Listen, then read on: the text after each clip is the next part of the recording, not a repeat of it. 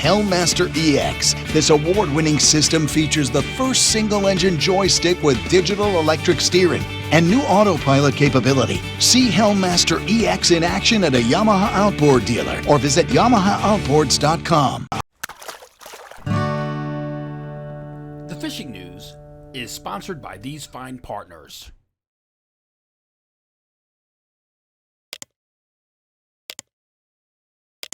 There's an old Jimmy Buffett song that goes, "Everybody's got a friend in Miami." And in our Northeast angling community, everybody's got a friend or relative someplace in the state of Florida. Once again, this week, I offer prayers to folks in Florida. This horrible, horrible Hurricane Milton coming through on the West Coast and barreling across the East Coast. I'm sure we'll all be glued to our computers and televisions today, Thursday, to see how this turns out. But again, I just pray that our loved ones and our family members in Florida stay safe. I'm Jim Hutchinson with a New Jersey, Delaware Bay edition of the Fisherman magazine. It's Thursday, October 10th, 2024, and it's an anniversary of sorts, because here along somewhere in the Ocean County stretch, northern Ocean County where I am, someplace along this barrier island of sorts, between Point Pleasant and Island Beach, on October 10th, 2023, that's where the Fisherman's own Jenny Ackerman hit a very good fish, and that was on her own Gen X bucktail. But when that thing hit social media, well, it lit the social media world ablaze. Pick up that October edition of the Fisherman magazine. If you're a subscriber, it's on your counter someplace in the bathroom or on the coffee table. But if you turn to page 16 of that edition, that's the one with Les Claypool and Dean Ween on the cover, Mickey Melchiondo on the cover of Ricky Donofrio's Jamie B, October 23, out of Shark River Inlet. Oh, that brings me to this point, that those bass, yeah, they're here again, because I know Mickey and Rick were out again on Wednesday, less, of course, but they were on the big fish as well. So Ricky's on those big fish. So North Jersey, there are some good fish in the water. Back to Jenny's October 10th article. First alarm stripers. And that was that first striper that she caught. I remember her texting me that day, that evening, when that first big fish was caught. And it was the fish that launched 1,000 bucktails for the week ahead. Now, in last week's video, I had predicted on Thursday that by Saturday, we would see that buffalo stampede of stripers along these beaches. Well, I know for a fact that the big fish are here, but whether or not they'll be here on the beaches, Ocean County, Monmouth County, wherever, well, that still kind of remains to be seen in a bit, a little bit. Anyway, I know the night guys are catching some fish, and it's only a matter of time before things really start to catch fire along our beaches. But first, let me go back to the Fisherman Show a couple of weeks ago. That's where Jenny had the opportunity to talk to a couple of people. So what better way to launch the fall run at the Jersey Shore than by talking to some legendary surfcasters, the likes of John Skinner, Bill Wetzel, and Billy the Greek. Kicking back off right where I left off last week with Open Boat. We are still at the Fisherman Magazine show. Such a big, awesome show. And we're gonna talk to some legendary fishermen that are here at the show that make sure you come to next year so you can meet these guys yourselves if you don't meet them out on the surf or on the boat or wherever you're at. But we're gonna get some motivational quotes from these guys with all their years of experience. So let's go talk to them. Hi, I'm John Skinner, and a lot of times, especially today, people are asking me about false albacore in the North Fork. Well, you know what? We're here in September, and what I see on the North Fork is there are two runs. September, the albies go into the Sound. Now, sometimes we see them on the surface. Sometimes they just go by, and they go into areas, even as far west as Huntington, maybe even a little farther. And it's a sporadic run in September. When we get them, it's not very dependable. What I bank on is when it starts getting colder, all of those albies that went up west in the Sound, suddenly when it gets cold, it's like 45 degrees in the morning, they kind of go, uh-oh, we've got to leave. And that's the run where we get them consistently. And that's in October, and it's really the second half of October, and actually the last couple of years, it's been the first half of November as well. So, like right now, people are running around looking for albies on the North Fork, and they're complaining they're not finding any. I think they shouldn't worry about it. Hopefully, I have heard that there are albies way up west, and we'll get them, but we're going to get them second half of October and maybe the first 10 days or so of November. Hey! Everybody turns around when I go, hey! Fall run is here. It's not coming, it's already here. So get your asses out there, get your rod, get your reels, get your children, get your kids, and go out and fish. I guess we're doing an interview here at the Fisherman show. I'm Billy the Greek, if you don't know me. All my friends call me just the Greek. But we'll get into the fall run of striped bass and what you should be doing to catch some of them. Me personally, I'm a bucktailer. I like bucktail fishing the most. So I was just listening to a seminar, we won't mention who, but everyone's putting clips on bucktails. You can do that, but they fish way better without clips. And I don't fish braid. I'm probably one of the few people that don't fish braid with bucktails, but there's a reason for it. Braid is thinner diameter, sinks faster, gives the lure less action. So if you're fishing on a beach and you need a light lure, mono will sit higher and fish in the strike zone longer.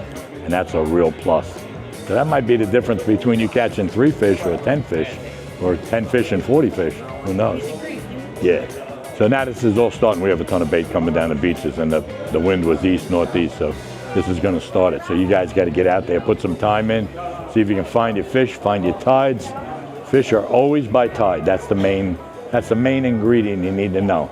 Unless you're like me, I can fish 7 days a week. If you only got 2 or 3, go fishing no matter what the tide. But you'll start to notice that the fish bite on the stage of the tide almost all the time. And once you get that down pat, then you can decide if it's a day bite or a night bite. That's the second thing you need to do.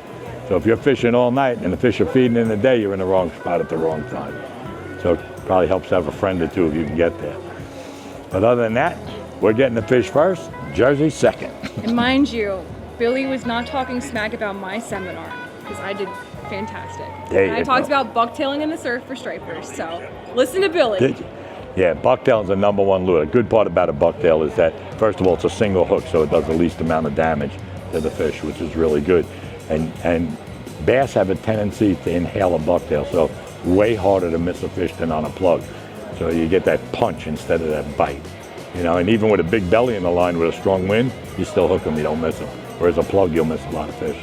So if you get into bucktailing and learn, head design matters, by the way. Nobody talks about head design. There's multiple heads. There's bull heads, spro heads, bullet heads, arrow heads, ball heads, smile and bill heads. So you can do the ones you like the best. Sometimes a ball head works very good in fast-moving, deeper water. Smile and bills and stuff like that fish good on the surf. Bullets and bullet heads and arrowheads sink much faster. So if you need to get down a little deeper, a little quicker, you can switch to that. But everything's adjustable.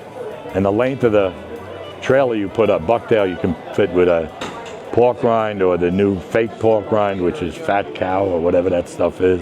Or you can use a twisted tail, but usually a trailer on the back of a pork rind helps dramatically. And slower is better usually, but not always. So experiment, put some time in, catch a big one. Billy, you're my hero. Thank you so much. With 3 convenient in-water locations, Waterfront Marine has one of the largest inventories on the East Coast of premium brand boats. Their exceptional service department, fully stocked parts department, and ship store will ensure smooth sailing after the sale. Visit our 3 locations or online. Back here to our local beaches, Billy Coppola said stripers are getting more active at night. And it looks to me like a sand eel imitation right there. How about that? A few weeks back, I did a little video tease from this very stretch in Bayhead where I had come up with a live sand eel right there in the wash. Lots of bait in the water and the sand eels were there. And I'm hearing more and more about these tasty little morsels being in the surf line as well. In his weekly surf report submitted on Sunday for this week's digital edition, Nick Honicheski sent his report, and he sent a quick note in his email to me, not for the report, but it said, quote, FYI, last night was lit up for bass. So typically it's the night stalkers this time of year who are on the bass first and with more frequency. Billy Coppola and the other guys, the night creepers while we're sleeping, and they don't usually report too much back because they do like to keep things to themselves. Although I did hear from Nick Cicero of Tsunami, of the Tsunami holographic sand eel fame. He found a flurry of a sand eel bite late afternoon, early evening, light of day. Look at that, he's out there in the open. Let me know that, yeah, there are some sand eels in the wash, so you do need to prepare, not just for that bunker onslaught, which we hope will happen any day, maybe even pops up behind me here on the beaches of Bayhead while I'm recording this week. But if you're gonna take those paddle tail shads, you're gonna take the plugs, you're gonna take the SP minnows and the top waters, make sure that you've got those sand eel imitations as well, which brings me back to the October edition. Turn to the table of contents for the entire lowdown. In addition to Jenny's first alarm striper story on page 16, there's another surf synopsis on page 28. That's where Shell Karras gives us a sneak peek into his plug bag. I'm always looking over to see what the other guys got. Well, sand eel imitations are clearly in Shell's bag this time of year as well. So go take a look at that as you start sifting and sorting through the plugs you want to bring up to these beaches, because again, I still do think it's going to happen at some point, because while my prediction last Thursday of a Saturday Buffalo stampede wasn't exactly on the mark in terms of beach bedlam, I'm still confident that this is the week. Somewhere at some point along these beaches, these big fish are here, and we know that already, as evidenced by that photo I shared before from Chuck Manny, or from Rick Donofrio, but I do have some reports from Chuck Manny this week.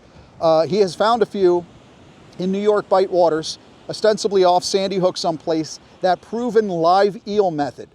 Chuck will set out anywhere from 9 to 15 rods or more and troll live eels on the top under planer boards. He's got them spread out away from the boat. Sometimes he's drifting, sometimes he's trolling. But that has become one of the most highly effective ways of catching and releasing jumbo striped bass. And that report, Chuck came in just one day after last week's video, October 5th. He texted me, he said, yep, first slug of good fish. Even more impressive this week was a text that I got, a very reliable source. I saw the photo, I just couldn't share it. East side of Manhattan, this reliable source reported a 50-pound plus striped bass caught and released. So someplace between Hellgate and New York Harbor.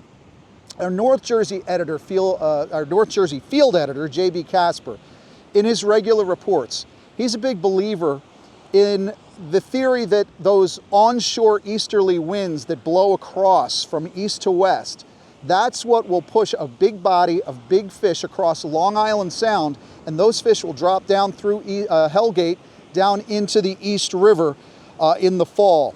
If you want to try some of that early action with the concrete jungle as your backdrop, I highly recommend Captain Akira over at True World in Bayonne. He's got True World Tackle, but he also runs True World charters.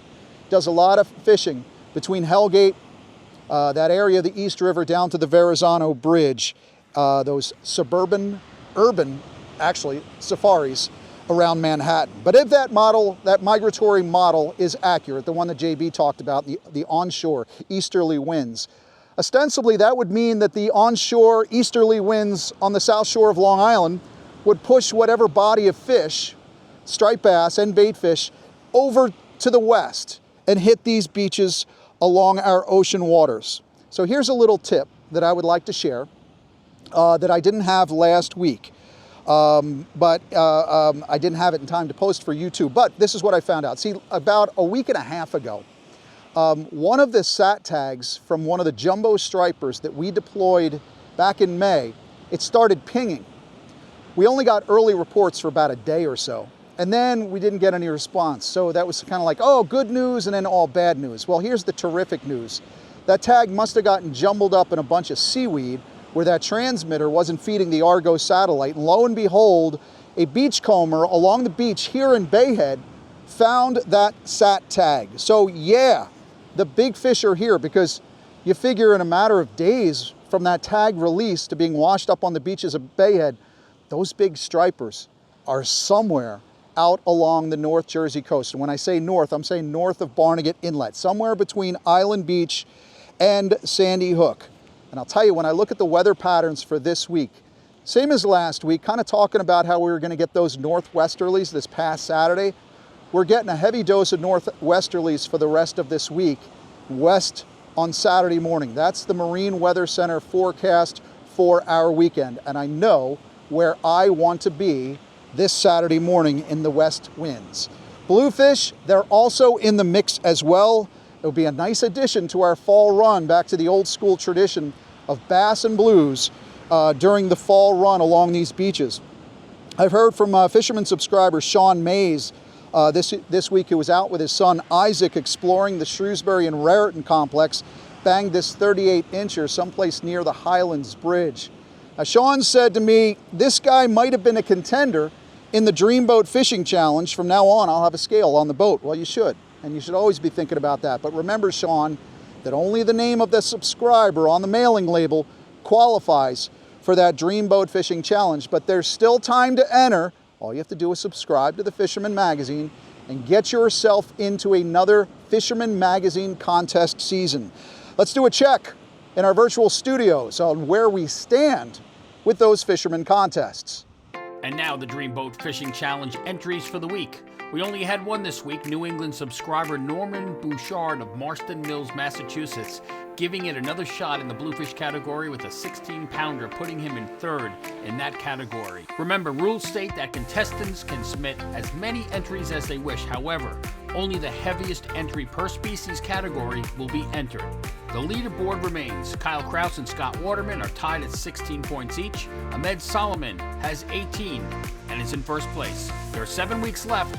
Still plenty of time to enter your fish to win that Steiger Craft powered by Yamaha and many other great prizes, but you must be a Fisherman subscriber to enter. For all the details on how to enter and the rules, visit thefisherman.com. We had no new entries in the Coastal Kayak Clash this week, so the standings remain the same. Bob Wagner and Justin Oser are both tied for first with 9 points, and Todd Treones is in third with 7 points. To be part of the Coastal Kayak Clash, and for your chance to win that Old Town Sportsman PDL 120 fully outfitted by YakAttack.com and other great prizes, you must be a Fisherman subscriber. For all the details on how to enter and the rules, visit thefisherman.com.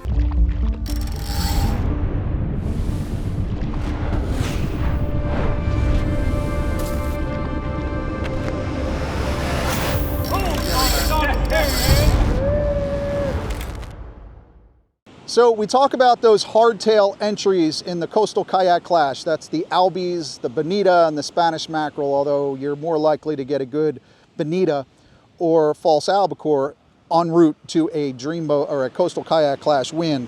But I have heard from a few people that those hardtails are still up and down along these beaches. This is also a real good time for false albacore. But Pete Volkmer, let me know that he was just a little due east of here at Axel Carlson on Friday aboard Stacked Up Charter Fishing, limited out on sea bass, also got into the bluefish and the bonito. Those bones, Pete said, were in the 5 to 7 pound class, which is a good fish, a very good bonito. Kim Robinson said she and her husband Ryan, they were out in South Jersey aboard Never Enough Charters, that's out of Avalon, hit the Deepwater Reef. They did well, 15 nice keeper sea bass, 11 bluefish, and also a pair of bonita in the mix as well. Kim said she cured and smoked the bluefish fillets and also some of the bonita. Also marinated the bluefish jowls, that mouth meat, as well as the bonita bellies in teriyaki, hoisin sauce with some other spices, had it raw with rice. She called it redneck sushi. But she and Ryan said the bluefish tasted better, actually. Certainly not a trash fish. No, it certainly isn't, especially when prepared right. And I do love bonita. A lot of folks don't think of bonita as a really good tasting fish. Bleed it immediately and put it on ice. And once you get home, I'll flash freeze that for about half an hour, 45 minutes to cut nice and thin for sashimi. But also you can marinate it if you'd like as well. But I'll tell you, try sashimi'd bonita. You'll be impressed. Charles Matero was also out and about off of South Jersey this past Saturday, caught a 12-pound mahi on butterfish. I would remind you the offshore season continues here in the New Jersey, Delaware region. It's just a matter of finding those correct weather windows. It's also so much tougher in the fall because of these tropical systems and the big heaves offshore. And again, that monster Milton has so many of us thinking about our friends and relatives in Florida this week. But at some point in the next week, I would think it's going to be something we're going to have to contend with as far as the offshore swells here off the Jersey coast as well. Late season tropical depressions and warm water The tropical depressions themselves mean so many difficulties getting offshore, but mixed with that warmer water also leads to a lot of exotic species, some strange critters this time of year. I spoke with John Skinkis this week, who shared this image of yet another juvenile Jack Crevalle that he caught on Avalon's 8th Street jetty on cut bait. John said the tide was high and ripping at that time. Stranger still is this email that I received on Monday from Berlin's Ryan Bigwood. This catch was actually in mid-September, I think September 14th, but reportedly a 23.75 pound blackfin tuna from the Sea Isle Ridge. Now, folks on social media told him to get in touch with Jim Hutchinson and get in touch. That's a state record. Well, I did look at njfishandwildlife.com and ran through the record catches, and I don't see blackfin tuna as a qualifying state record fish. Ryan, I will tell you this. I did forward your email to a couple of friends at the New Jersey Division of Fish and Wildlife because they're always interested in exotic species. But if I can get some dialogue going, I'll ask them about potential state records. I do know this. Several years ago, probably 10 years ago at this point, I was faced with this similar dilemma. Andy at Tony's Bait and Tackle emailed me a picture of a beautiful triple tail that was caught someplace in Little Lake Harbor. And trying to reach out to the folks at the Division of Fish and Wildlife about a state record. They said, too, that was not a qualifying record either. Now, let's get back to this whole record species. You can find this at njfishandwildlife.com. But I'm reviewing all of the record species. There are several that are, quote, retired. Included in that list of retired state record species is a 1 pound 14 ounce northern puffer fish for Virginia Patton in Delaware Bay back in 1987. So we'll discuss record blowfish as well as weekend events here at the Jersey Shore. But first, let's head west for a freshwater update to find out what I did wrong in the Poconos myself this past weekend. George, the Pocono Outdoors guy. Well, hey, thanks, Jim. Things continue to cool off here, especially here in the Poconos. This morning it was 38 degrees when I left my house, so kind of really cooling things down at night, get those water temperatures down. Delaware's been in the low 60s at times, and even Beltsville here is finally in the upper 60s, but getting off those 7-degree temperatures and actually starting to stir up some of that action, guys, especially for these cold water fish. Checking in, we had Rudy Talamentes. He got a nice 20-inch smallie down at the Susquehanna and Conestoga confluence there. Some really good fish in there. That's a beautiful smallmouth. Also over in New Jersey, we had, of course, Jen Wan checked in. Well, it's pike season for him, and he's over on the Passaic getting us some beautiful pike on jerk baits. Going over to the Delaware River, we had Charlie Raphael. Well, he checked in with another really nice smallmouth. He got up on the river. Rivers seem to be doing quite well. Also, my good friend Josh Taylor, he's over on Beltsville. Actually, he's trying to track down some stripers. They're on the move right now, getting into that shallower water. But right now, the walleye are really doing well. And there's Josh with a really nice specimen for his efforts. So really good fishing, guys. I think this weekend's going to be good. Saturday looks good. Sunday might be a little soggy if we get out, but I think there's plenty of fish to get on. Be sure you get out and get on them. From Pennsylvania, I'm George, your Pocono Outdoors guy.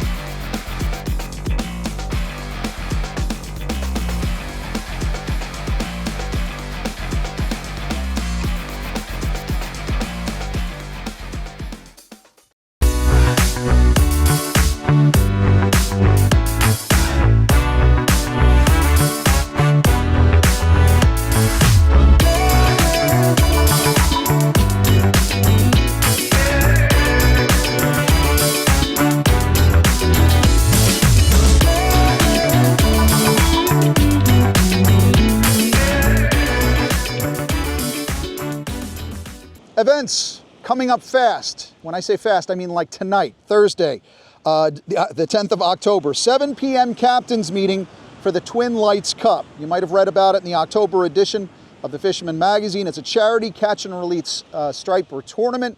It's based out of Barrs Landing in the Highlands, but it's a charity event to support the Mental Health Association of Monmouth County. Now, if you were to set a new IGFA catch and release striper record in this tournament, you drive off in a brand new Mercedes-Benz. The tournament, again, is at a Bars Landing, hybrid online and in-person captains meeting tonight, Thursday.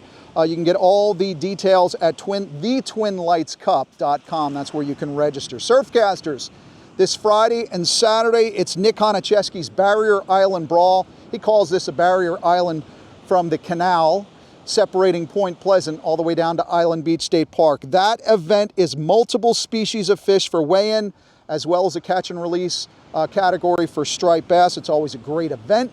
Lots of folks turn out, super fun atmosphere. You can go to saltwaterunderground.com or look for that QR code. It's on the screen. If you're watching this on your video, you're not going to be able to do this, but you will find the information at the Fisherman magazine in the October edition. But again, you can go to saltwaterunderground.com. Now, last week I told you about my friend Dave DeGennaro and his quest for records. Dave is a charter captain, high flyer out of Waretown. He also runs the Philadelphia Fishing Show. Well, Dave weighed in a 1.21 pound blowfish at Creekside Outfitters. He's gunning for a brand new IGFA world record blowfish because it's a brand new category for the IGFA. Then, after the report, we found out that there was another 1.37 pound blowfish also weighed in at Creekside Outfitters. Dave was very unhappy. Very unhappy. So last week in rough conditions, ostensibly near the Rutgers Research Buoy on the Barnegat Bay, Dave was out looking for yet another score. So now he does it again. He weighs in a 1.6 pound blowfish back at Creekside Outfitters, and he's very happy. Now, again, I said this is a brand new category for the IGFA World Record Blowfish, and Dave and I were joking about how that was the largest reported catch and release. Yeah, it was actually catch and release. That was the largest recorded hook and line catch of a blowfish in recorded history. No, not really. Because a few minutes ago I talked about it because I looked at the NJ Fish and Wildlife website where they showed the retired category for blowfish. Virginia Patton on Delaware Bay, 1987, 1 pound 14 ounces. So in an ounce to decimal conversion, Virginia's long-standing state northern puffer would roughly come in at 1.86 pounds, which is actually larger than Dave's 1.6 pounder, which converting back to traditional measure would be roughly 1 pound 10 ounces. Yeah, I'm stirring the pot again. You know it. I love conspiracy. I love controversy. It's what I do. Go get that October edition of the Fisherman magazine. Get yourself all geared up for the fall run. Let's see if this is the week that 55-gallon drum, that the lid gets ripped off. Because I do think these beaches are going to be loaded with surfcasters at some point. Right now, you don't see them. Somebody's got to be the first to make the report. Like you, I hope to be here when it all goes off. Peanuts and adults, yeah, the bunker for sure. Mullet, of course, the final stages of the mullet run.